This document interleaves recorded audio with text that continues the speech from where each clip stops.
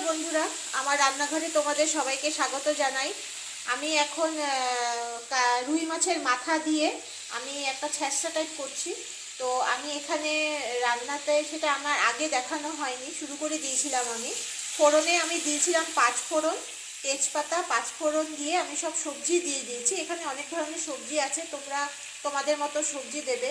এখানে আছে ফুলকপির ডাঁটি, ফুলকপিটাকে আমি আগে একটু ভাজা কষিয়ে নিয়ে উঠিয়ে রেখেছি। মিষ্টি কুমড়া, তারপরে ওলকপি, মিষ্টি কুমড়া, ওলকপি, তারপরে আছে তোমার বাঁধাকপির পাতা, ছিম, বিনস, মূলা, এই সব কয়টাকে দিয়ে আমি এটাকে ভালো করে কষাচ্ছি। এখন এখানে দিয়েছি আমি হলুদ।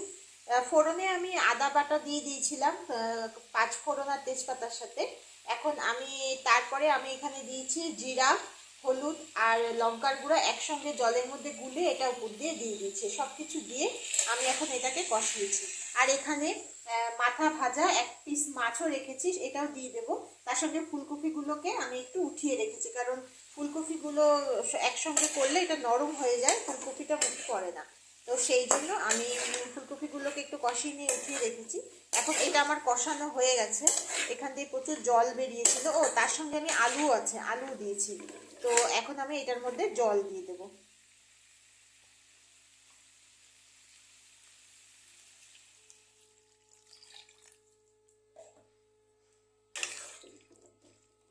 একটু ছ্যাঁচড়া টাইপ করবো, তো একটু মাখা মাখা হবে, একটু একদম গোটা গোটা থাকবে না জিনিসটা, একটু ভেঙে ভেঙে যাবে।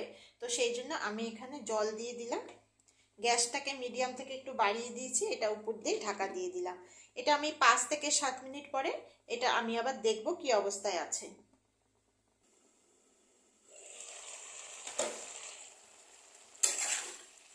জলটা শুকিয়ে গেছে, এগুলো মোটামুটি সিদ্ধ হয়ে গেছে। এখন আমি এই মাছের মাথার ফুলকপি সব একসাথে দিয়ে দেব।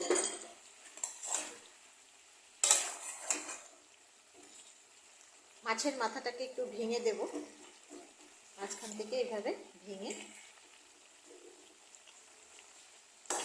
মাছের মাথাটা দিয়ে দেব।